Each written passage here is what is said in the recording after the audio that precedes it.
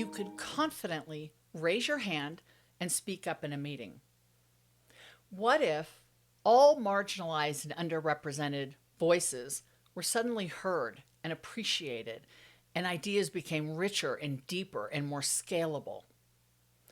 What if you realized that who you are and how you are is exactly what the world needed right at this moment? What would be possible? Well, I actually believe in that so deeply that I wrote a book about it. The New Rules of Influence: How to Authentically Build Trust, Drive Change, and Make an Impact. My name is Lida Citroën, and I am so proud to bring you a message about this book. Thank you to the Boulder Bookstore for inviting me to share some insights. I wrote this book to be different. I've written other books, 6 in fact, in addition to this one. And they've been business books, books that spoke to a specific audience for a specific need: personal branding, reputation management. 3 of my books are designed to help the military, service members, veterans, military spouses. But my publisher approached me about a year and a half ago and said, now it's time to write a book from your heart. And I didn't know what that meant. Write a book from my heart. They're all from my heart, but they had something different in mind. They wanted me to write a book that I thought the world needs now. And I looked at what was happening in our world. I looked at what had happened after COVID, during COVID, after COVID, what had started even before the pandemic, how business had changed, how communities were looking different, and how everyone was trying to get louder than the person next to them, online and in person, to make themselves heard. And I wondered why that was. I wondered why what had worked before wasn't working anymore. And the New Rules of Influence not only explained what I was seeing, but created a recipe for a go-forward strategy that we can all get behind. One of the biggest challenges I encountered during my 20-year career in corporate America, working for some of the most fabulous global brands, is this idea of executive presence. Executive presence, as I and maybe you were taught, focused on 3 main areas: how you looked, you had to look a certain way, you had to sound a certain way, your communication, and you had to have gravitas. Gravitas is this je ne sais quoi, this sort of unmeasurable quality that people either have or they don't. We see it and we recognize it when we see it, but we don't know how to teach it. And boy, if you have it, you're golden. Well, that's not fun if you can't teach somebody how to get it, but you're telling me it's important. So it was a real challenge. And many of us did not fit, ultimately, that model of executive presence. We struggled with it. There's wonderful books written about influence and persuasion and executive presence. And there's a place in the world for those books, absolutely. But I think the rest of us were looking for something different. We were looking for something more practical that allowed us to find ourselves in the pages and unleash our voice in a way that's authentic and real, but also that achieves the goal and the mission that we have in mind. That's what was the inspiration behind this book. I want to make a difference, and I want the people that read this book to go out and make a difference. I'm honored to be able to work in over 30 countries as an executive coach, as a speaker, and as an author. And I hear from clients in all corners of the planet that are struggling with the same thing. I don't look and sound and act like the person next to me. But how do I get ahead? How do I know that being myself in this community or this organization is going to be fulfilling? What does that even look like? How do I make my voice heard so that people take me seriously? That's what the New Rules of Influence solves for. I think one of the biggest rules that we lived with for years, think about the Mad Men type era that carried well into the 90s and 2000s and probably well into where we are today, is this idea that you get influence when you achieve a certain rank or status or job title or authority within an organization. Then people will take you seriously. In the meantime, just sit there, don't cause trouble and just learn. And that doesn't work anymore, because what we're finding across the world, across organizations and industries, is sometimes the person sitting in the back of the room has a great idea, but they're holding on to it because they're afraid, or they don't feel like they have permission to speak up. They don't know how to assert themselves and offer their idea. So we're missing all that rich knowledge and insight, people's experiences, people's stories that aren't coming forward because this old rule was in place for so long. I think that rule in particular changed during the pandemic. During the COVID pandemic, we all became one people. Whether you were in Italy or the United States or Canada or Spain, we were all going through the same thing at the same time. And we sought social connectedness. We sought humanity. We sought to connect with people and understand that we were not alone. And that was really scary. And coming out of that, we don't want to go back to the formal pedigree-based influence model, which is to say, when it's your turn, we'll call on you. What if your idea is that thing that's going to change everything? Then the time is now. And that's an old rule that has definitely changed. I think there are a lot of examples in companies, in nonprofits, in city, local government, in politics in general. We're seeing examples where people are pushing up against the old model and finding a way forward. The one that comes to mind most readily is Greta Thunberg, who at age 15 years old sat in front of Swedish Parliament in 2018 and advocated for climate change. She didn't have the look. She wasn't wearing the right suit. She wasn't the right age, right? She didn't speak with the scripting and the polish of a statesman. And I don't even know that she had gravitas, because again, we still can't define that. But she shared from her heart, and she spoke with so much courage and conviction and passion.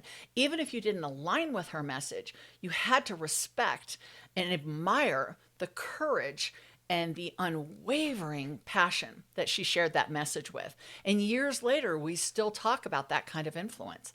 But we see that in organizations all the time. Somebody has the courage to raise their hand and offer an idea, a new way of thinking, point out something that doesn't sit right, and runs the risk that they're going to be ridiculed or judged or, maybe cast out because of that. We see people taking chances on social media, sharing an idea to see if it'll take root. These are people taking risks, and the influence that comes from that is absolutely breathtaking. And it's not the traditional type of influence. It's not the person behind the podium in front of the large audience who's commanding the attention because they look, act, and are dressed the part. That's not the way it is today. The practical exercises in the book really stemmed from where I expected the reader to be in each section. So the book offers 10 rules, the new rules of influence. There's 10 of them.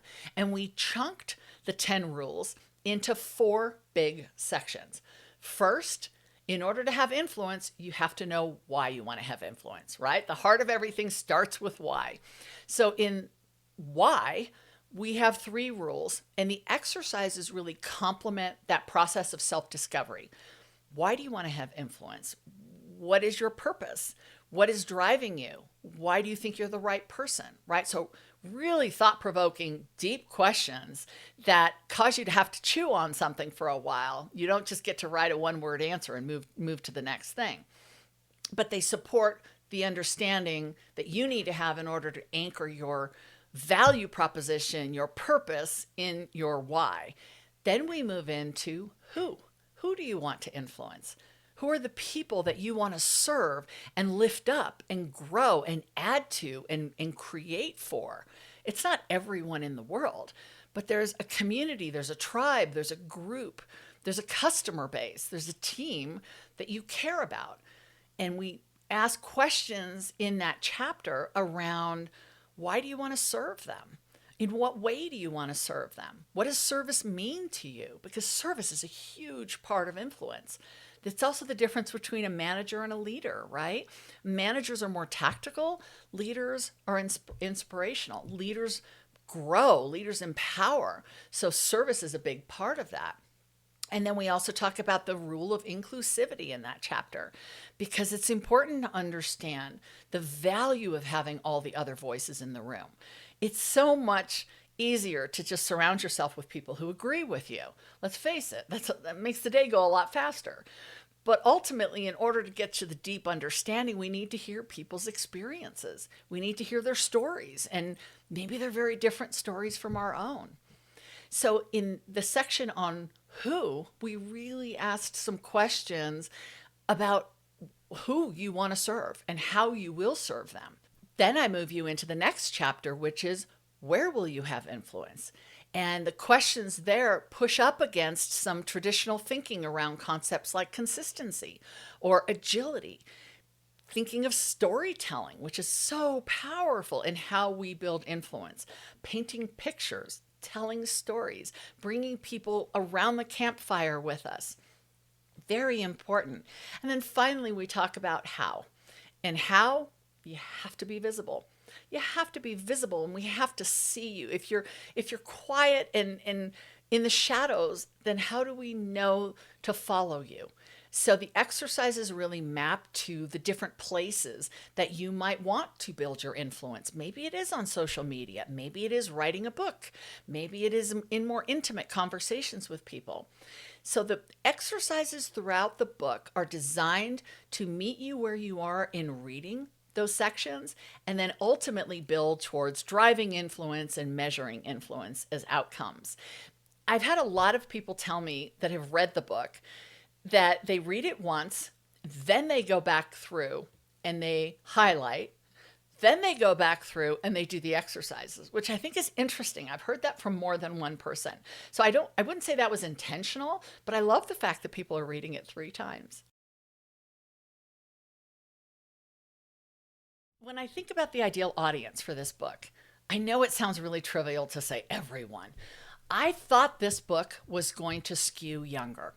I thought it was going to skew more to a content creator or someone who is looking to become an influencer in that word, that they might be attracted to the title for that reason. But then I started hearing from senior business leaders who said, oh no, I'm sharing this with my executive team, or I'm sharing this with my board of directors because these are principles we need to live by. We need to run our company or our nonprofit by. And then I started hearing from different groups, marginalized communities, who said there really hasn't been a playbook for us to find our way through the noise and the chatter of what's going on in the world. And I feel like you've given us those tools. So I know it sounds trivial to say it's for everyone, but I think the book meets you where you are. If you're a stay-at-home mom who just wants to have more connection with her local community, to get out of the house every once in a while, that was me. I can attest that is definitely a driving force when you were raising young children. If you're midway through your career and you're just wondering if the path you're on is the right path, if you and your partner are looking to start a nonprofit and you're just not sure if it's the right time because there's a lot of risk and there will be a lot of judgment, but you really believe that this nonprofit would serve a need in the community. These are all people who are going to benefit from this book and some. I'm speaking a lot to women's groups on the topic, a lot of different employee resource groups within companies, small groups. We've got companies buying the book that are distributing it and creating book clubs, which is so fabulous.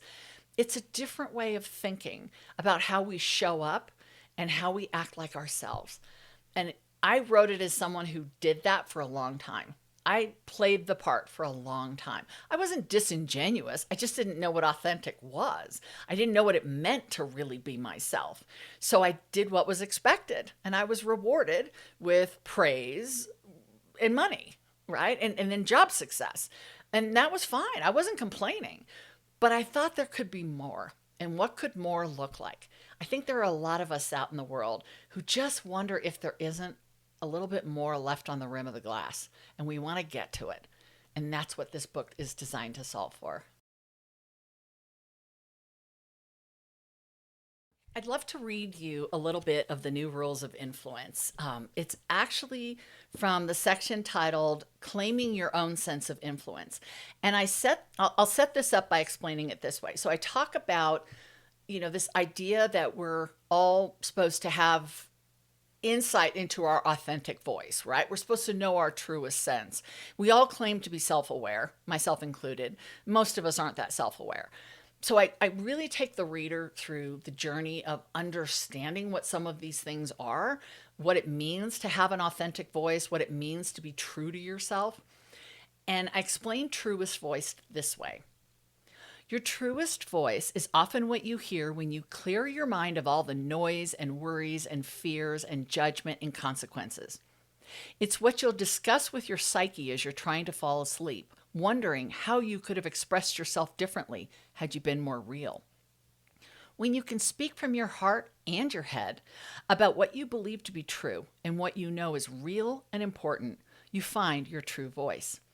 You may even get excited about sharing the you that has become unleashed, because you'll start to feel more at ease in your skin, confident in your delivery and message, and less worried about how you'll be perceived and received, and more concerned about the impact and the trust you're building with the people whose lives you're passionate about influencing. As you move through the process of sharing your vision with the world, check your own assumptions along the way. What do you believe is true about your reader or your audience or your boss? Are you coming into conversations hot and defensive, or open-minded and receptive? There's so much in this book to meet you wherever you are. Whether you're just starting out, whether you just wonder if there's more, or whether you're looking at closing the chapter on your career and want to make sure your legacy is intact, I invite you to join me in a movement that is the new rules of influence. Follow me online. Let's connect. I would love to hear what you think about the book. Share your insights, and let's go out there and make a difference.